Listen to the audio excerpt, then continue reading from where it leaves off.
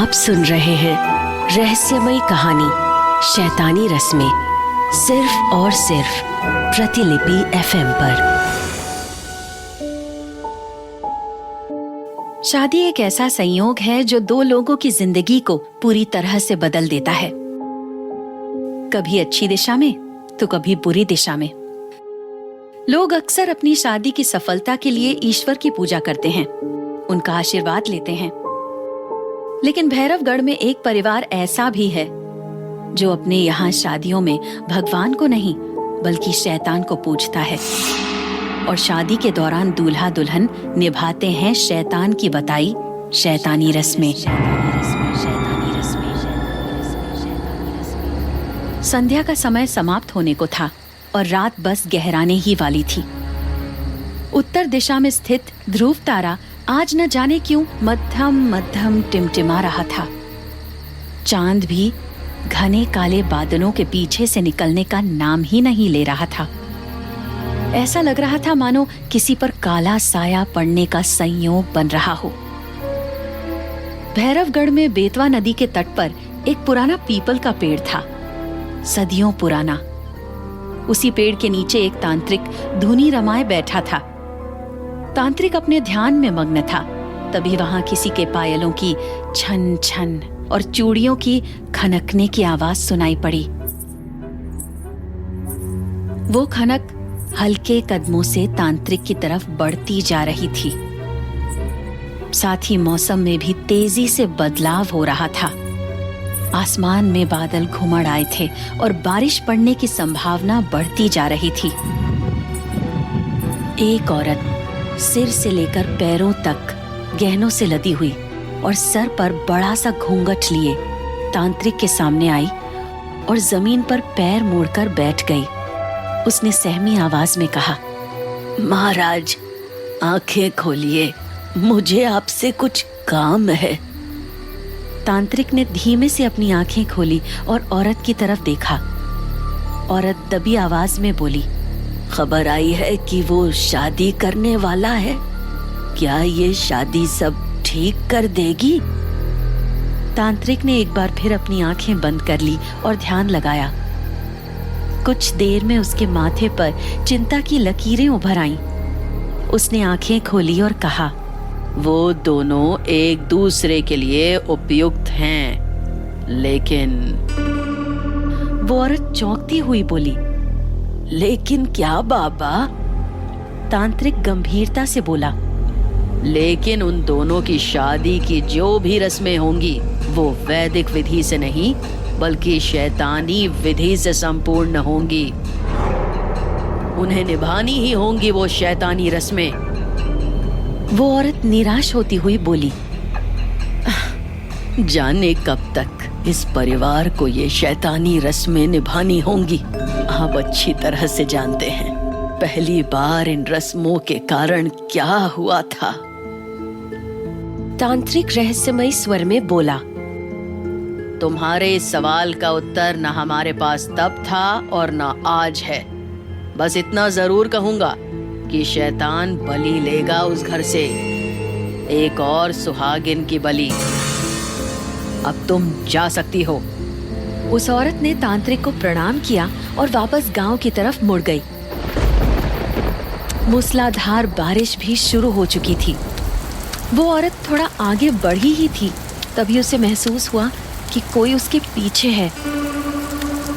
उसने मुड़ के देखा, लेकिन पीछे गहरे सन्नाटे के अलावा कुछ भी नहीं था। वो वहां से निकलने के लिए सामने घूमी तो अचानक उसे आभास हुआ कि कोई उसके सामने खड़ा है। आसमान में बिजली कड़की और उसकी चमक में उस औरत को सामने कोई दिखा।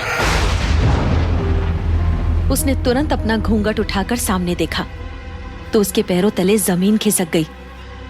वो औरत थर थर कांपने लगी और उसकी आंखों में खौफ उतर आया। उसके सामने एक भयानक साया खड़ा था।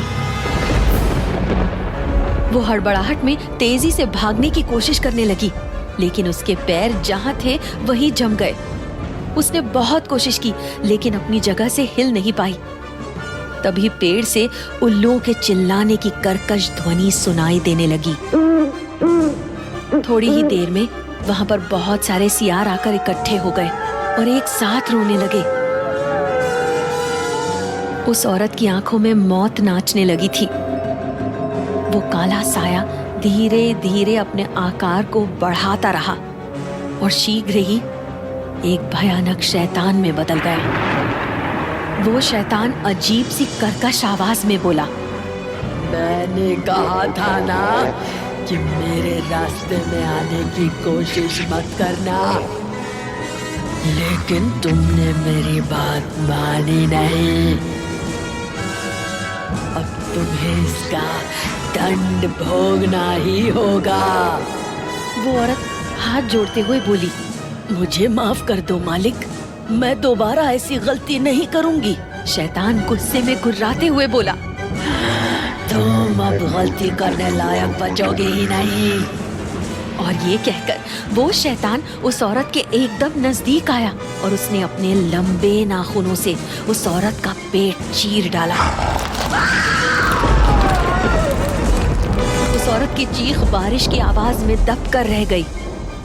वो शैतान उसका खून पीते हुए बोला, अब बहुत जल्द मिलेगी मुझे उस परिवार की एक और बलि।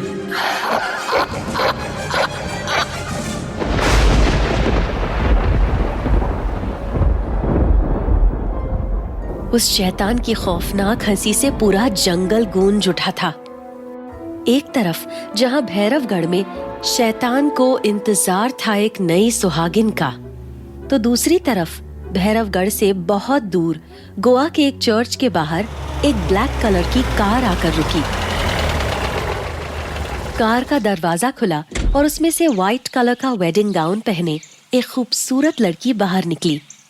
जैसे ही वो चर्च की तरफ बढ़ी, हवा का तेज झोंका चला और वो लड़की रुक गई। एक पल के लिए उसे लगा जैसे कोई उसे चर्च में एंटर करने से रोक रहा था। हवा के कारण उसके काले घुंघराले बालों ने उसका चेहरा ढक लिया था। अपने बालों को चेहरे से हटाते हुए उस लड़की ने आसपास देखा तो वहां कोई नहीं था। वो पीछे मुड़ी और कार के पास जाकर बोली, पीयूष, कार में ही बैठे रहोगे? बाहर निकलो। उस लड़की की आवाज कोयल जैसी मीठी थी, रंग दूध जितना गोरा। उसका यौवन बसंत की पहली बयार की तरह था जो किसी को भी मोह लेती है। तभी कार की दूसरी साइड का दरवाजा खुला और उसमें से एक हैंडसम लड़का बाहर निकला।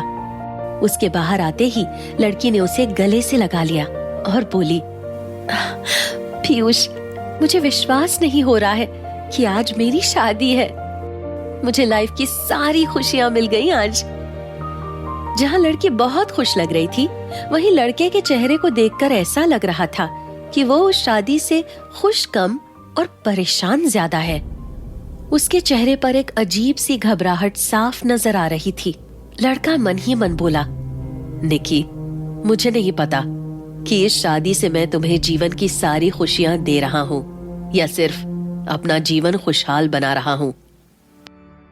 थोड़ी ही देर में दोनों फादर के सामने थे।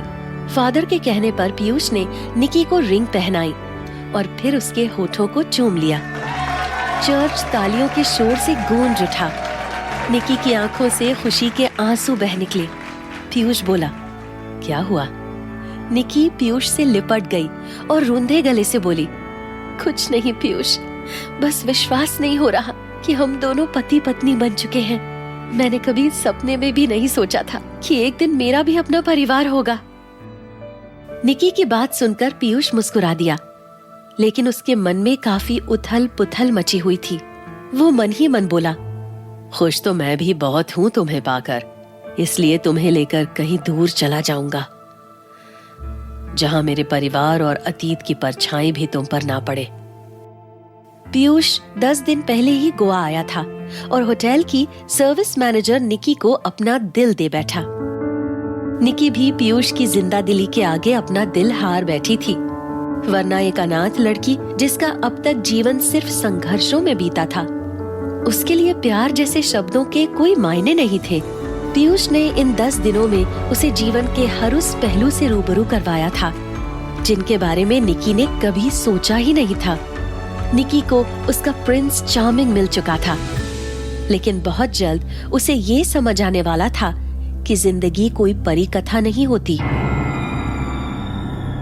निकी और पीयूष ने एक दूसरे का हाथ पकड़ा और वहाँ से वापस जाने के लिए एक कदम आगे बढ़ाया ही था कि तभी चर्च के मेन गेट से कुछ लोग तेजी से अंदर दाखिल हुए, जिन्हें देखकर पीयूष हैरान रह गया।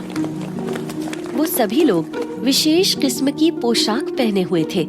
ऐसा लग रहा था मानो किसी रॉयल फैमिली के गार्ड्स हों।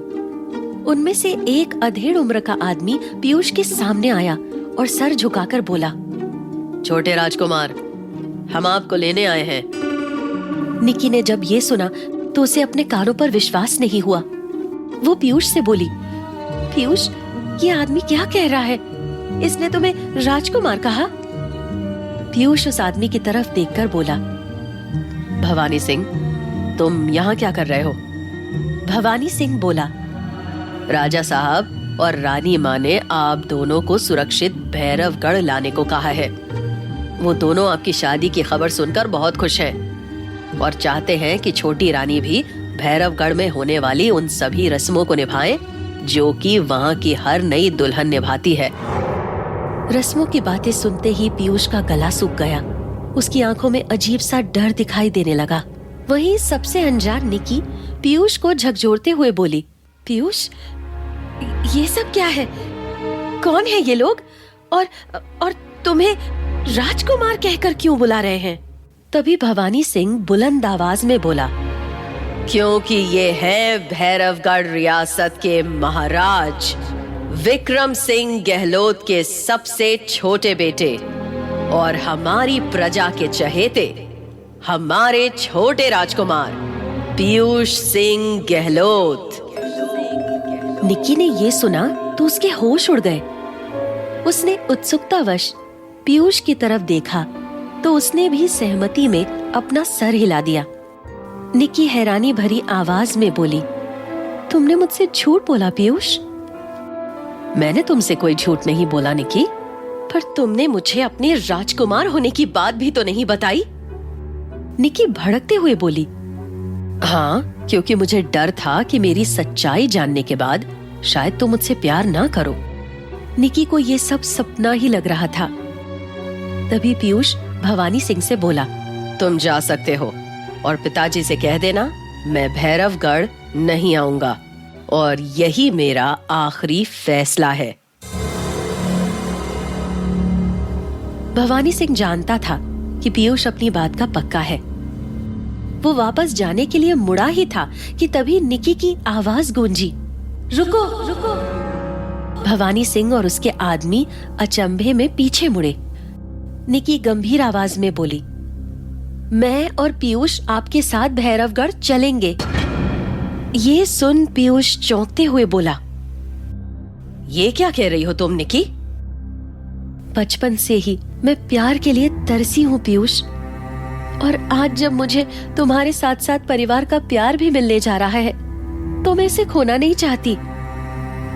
मैं भी हर नई दुल्हन की तरह शादी की सभी रस्में निभाना चाहती हूँ, परिवार वालों का दिल जीतना चाहती हूँ। ये सब इतना आसान नहीं है निकी। पीयूष लगभग कांपती आवाज में बोला, हाँ, लेकिन जब आपको कोई सबसे ज्यादा प्यार करने वाला मिल जाता है तो उसके साथ से आप मुश्किल से मुश्किल काम भी आसानी से पूरा कर लेते हैं। निकी की आंखों में दृढ़ निश्चय था तो वहीं पीयूष की आंखों में डर के भाव। वो मन ही मन बोला, निकी, तुम नहीं जानती जिन रस्मों को तुम्हें भैरवगढ़ में निभाना पड़ेगा वो तुमसे तुम्हारा वजूद तक छीन लेंगी। जहां निकी के चेहरे पे संतोष और खुशी थी, वहीं पीयूष के चेहरे पे चिंता के बादल मंडरा रहे थे। और इन सब से अलग भवानी सिंह अपने फोन पे एक मैसेज टाइप कर रहा था, वो दोनों भैरवगढ़ आ रहे हैं, आप रस्मों की तैयारी शुरू कीजिए। भवानी सिंह के चेहरे पर एक रहस्यमयी मुस्कान थी। आखिर ऐसा क्या है भैरवगढ़ में निभाई जाने वाली रस्मों में जो पीयूष निकी को भैरवगढ़ नहीं लेकर जाना चाहता? आखिर क्या है भैरवगढ़ की शैतानी रस्मों का राज? क्या निकी शैतानी रस्में निभा पाएगी? क्या होने वाला है निकी के साथ? जानने के लिए सुनिए शैतानी रस्में, सिर्फ और सिर्फ प्रतिलिपि एफएम पर।